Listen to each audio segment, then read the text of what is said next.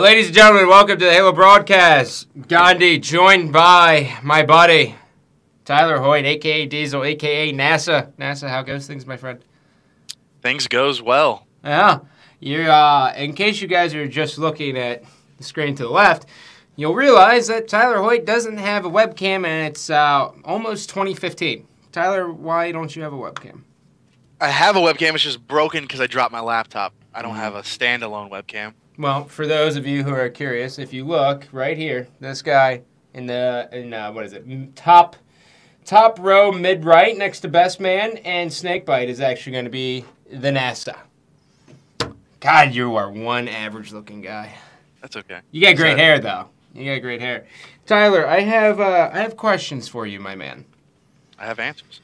So, when Halo 4 inevitably took a dive, what have you been doing to keep yourself busy up until basically the announcement of the Master Chief Collection?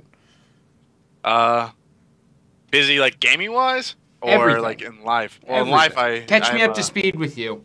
With me? Well, before any of this all started, Halo, I was going to school to be a stagehand or like programming sound for... sound and video for like concerts and like plays and stuff.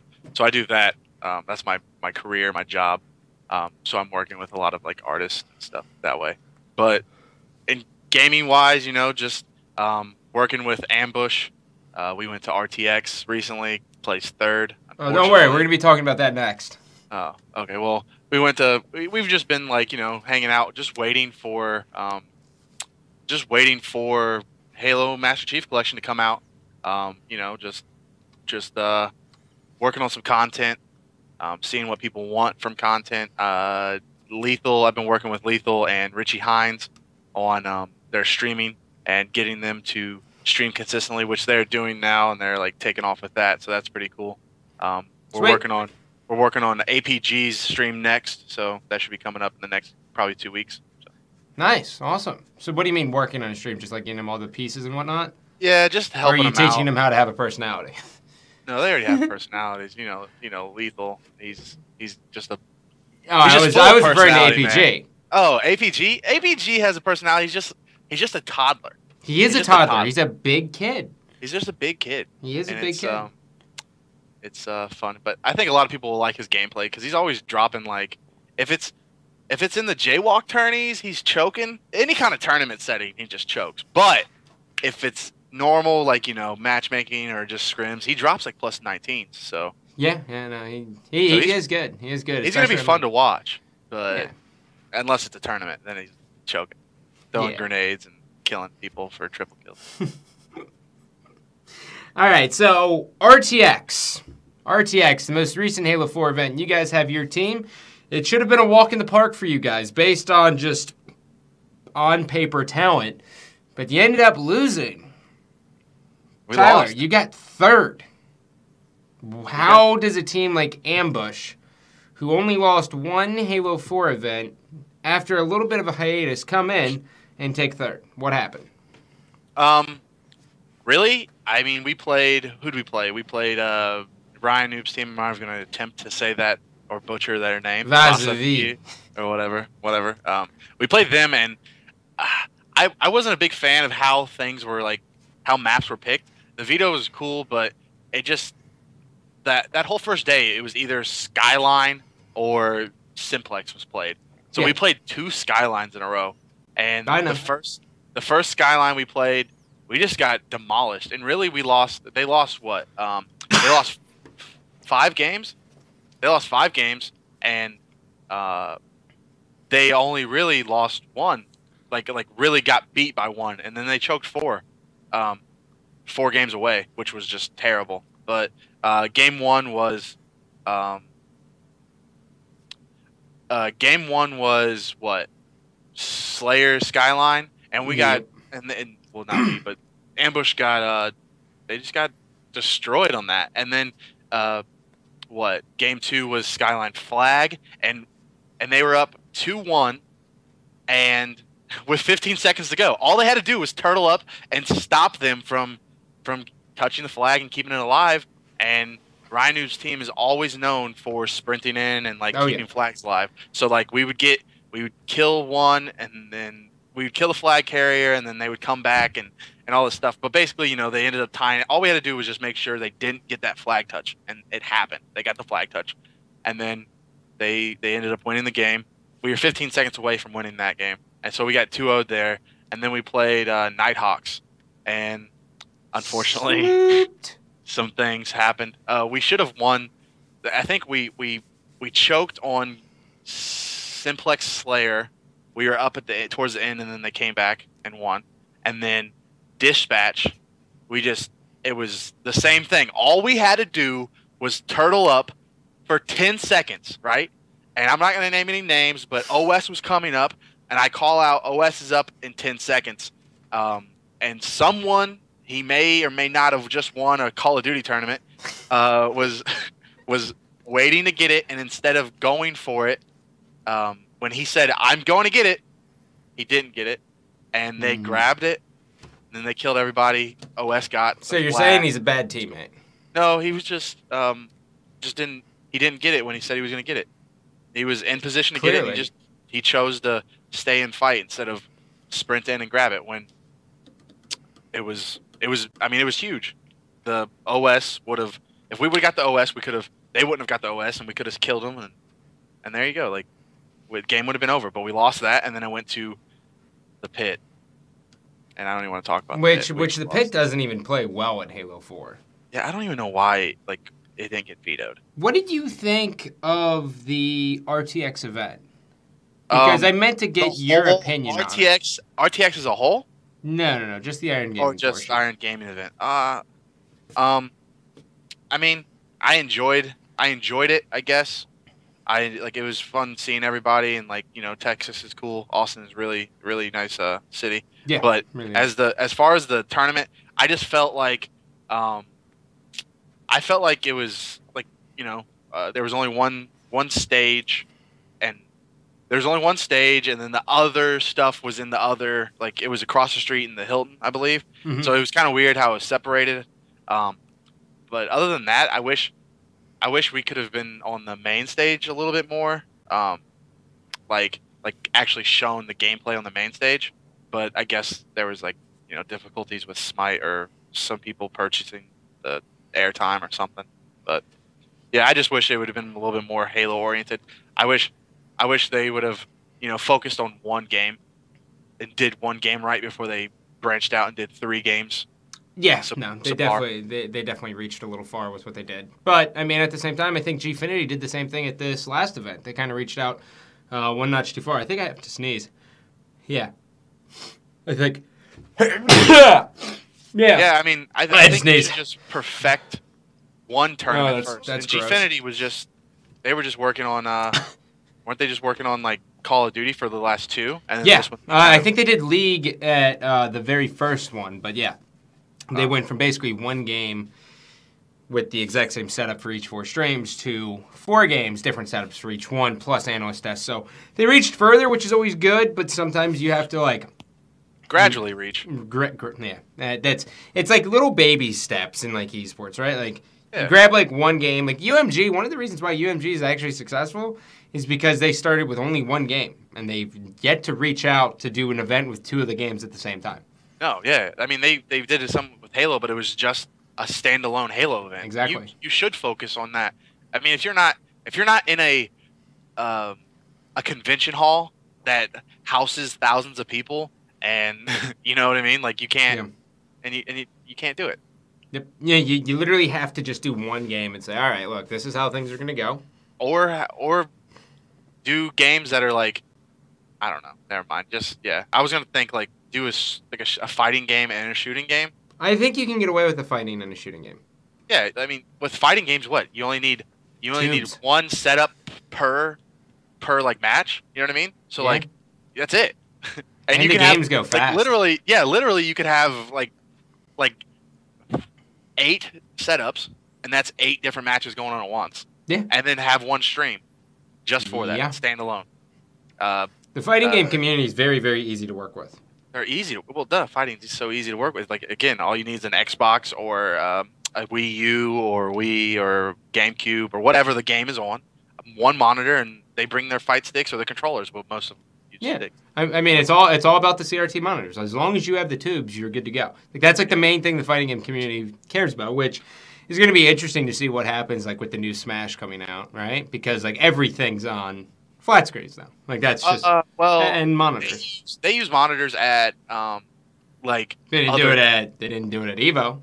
Evo for you're thinking about Smash. I'm pretty sure. Yeah, no. Like other games like KI is like the only one. Street Fighter is also on. Pretty sure it's on monitors as well. Is it? Yeah, pretty sure. But you can't have monitor. It's not all. It's all like okay. So monitors and stuff. It doesn't come down to. It comes down to like how fast the hertz are and the refresh rate of something. Okay. Yeah. Do you know anything about hertz? Ish. A little bit, I guess. Like, okay. If a monitor is 244 hertz, right? Yeah. And you're playing that monitor on an Xbox One that only refreshes at what 60 hertz, I think, right? Yeah. It's too fast. Like that would cause it to be laggy. Yes, that would definitely cause it to be laggy because there's like too much information. Like there's too much. From what I understand is when you play something that doesn't have enough. Like if you play something on something that has too many hertz, it feels floaty. That's how I feel. That's when I get it. So I have. So Formal's event win is technically an asterisk. No. Yeah, because that was what the monitors were. Okay, sure. Yeah, sure. Look at that. I'm telling him you said that. And I agree. You're the one who said it. I just agreed that, I'm not taking anything away from Formal. I'm so happy that he won it. But yes, with monitors, I know I don't know exactly everything, but I do. From what I have heard, when you play with something with, like, how many hertz was it? 244. Yeah, 244. That it gets a little choppy, or not choppy, but like it just feels laggy, like too glidey or whatever. Gotcha. All right, well, we're gonna have to do a quick commercial break. When we come back, more. Stay tuned. Welcome back, friends. Tyler, you looked it up with the hertz and all that stuff. Give me the lowdown, my man. I guess so. What I've gotten is it says with 60 hertz, nothing extra is done. The TV just draws the image at the same rate as the frame rate. Okay. So like if you're playing a game at 60 frames at 60 hertz on your monitor, it does the exact same the game is, right? Okay. So like it doesn't make any extra frames. But with 120 hertz or 240 hertz, basically the TV invents fake frames. It creates like extra stuff. So it would like duplicate a frame. So if you press like, you know what I mean? So you would see something twice. Uh-huh. You understand what I'm saying? So it would seem laggy because there's extra stuff. So when you want to make the like turn right or shoot, add a frame, you're seeing a skip frame. So you're seeing a frame back or a frame ahead. You understand what I'm saying? Gotcha. So how would that affect shooting? Basically, like I said, if you're seeing a frame that happened, if you're playing at 240 hertz and you're playing a game at 60 frames a second, then you're seeing a frame multiplied twice. So when the actual animation happens, and then when you see, like when your eye notices it, I guess like it's already happened. So you're like, when you're seeing someone go around a corner and you go to shoot them, they're already around the corner instead of. That's what I get from reading what I got. Very, very interesting. Well, I also heard that if like it's 120 hertz or 240 hertz is useless unless you're breaking 40 inches on a monitor or on like a TV. What do you mean useless? That's what it just says. It just says like it does shit. Yeah, I guess. So it's just extra shit. Like it's inventing fake frames. Interesting. Well, so I guess there is something about Gfinity. Well, anyways, Tyler, Ty Guy, Broski, Brotado, Bro Machacho. I want to talk to you about this. You are renowned as one of the best coaches in the Halo history, period. Stamped by me. Well, with that said, yeah. How do you feel about the chance that Halo might not have coaches? And by what I mean by that is assuming MLG hosts the events, if they treat it the same way they treat COD, there will be no coaches. Do you think that should happen to Halo? Or no? Okay, so how I feel about this is I saw a lot of people on the Beyond forums talking about this, and so what I get from it is some people think that it's not fair when a team that doesn't have a coach that is good, quote unquote, playing against a pro team that actually has a good coach. And then I see other people are like, well, Quake players don't have coaches, they time everything and all this stuff. But how I view coaches are, I don't even view myself as a coach. I don't even like the term coach. I'm not here to like make these guys run laps if they're not playing or teach them how to do something. They're professional. Hey, they're the professionals. I'm here for I see myself as like the coach, quote unquote, or the corner man in like an MMA fight. I sit there and I'm telling, like, I'm watching the fight and I'm telling them, I'm reminding them to not like to grab their wrist or control their wrist, or OS is coming up, so we have to get this OS. You know what I mean? So I'm watching. I'm not in the game or in the fight, right? But I'm watching from outside and I'm helping them out because cornermen help out fighters all the time. You know what I mean? They keep them calm. They give them information. They keep forcing like the game plan in. So with me, I don't know if I might not be a good coach for Optic Gaming, but for Ambush, they enjoy what I do. So I do exactly what they want. So with a perfect example is this: I control power weapons. I don't control them, but I keep like information on them. I keep track of them. So do I think pros should be able to do that? Yes, I think they should be able to do it, but it helps out. Like, there is a skill gap, so like there's a difference between me and a random person coaching because I'm inside the game when, like, at home I'm studying the spawns. I know what affects a spawn. If something like, you know, if APG is in a certain area, I know he's blocking a spawn, right? Yeah. Or if we spawned on, like, so say our team spawned near the blue team initial spawn and a certain thing's coming up, they're not going to spawn at the anchor of a certain team because that blue team affects that, like that blue initial spawn affects that next spawn. You know what I mean? Yeah. And so I know, like, I help out with like how many people are down, who needs help. Some people don't talk when like for Snipe Down, for instance, he doesn't talk a lot. He doesn't communicate a lot. So I help out and I take over. I watch his screen a lot, and when I did coach him, and then I would help, you know, call out for him or say, Eric, Richie's with you, wait now, and you know what I mean, or wait for Richie. Or with APG, he likes things to be like, he wants to be reminded of what he needs to be doing. So on dispatch, he would go ring 3 a lot, and if he wasn't going to ring 3 because, you know, I mean, not everyone's perfect in your mind, you know. Yeah. Like, you know, you get caught up in the slaying. He would be like, Tyler, just make sure I go ring 3 and just keep reinforcing it. I need to be ring 3. So that's what I would do. Like I said, I keep control of, you know, in game. I keep control. I keep time of weapons when they're going to spawn. When the other team's snipers are spawning, we usually control the other team's sniper as well. Well, with the old ambush, we did that with Snipe Down and Formal. We were always controlling the other team's sniper. When people need help, reinforcing what they need to do, how many people are down, where people are likely to spawn. It just depends, because some people on some teams, like back in the day when I coached for the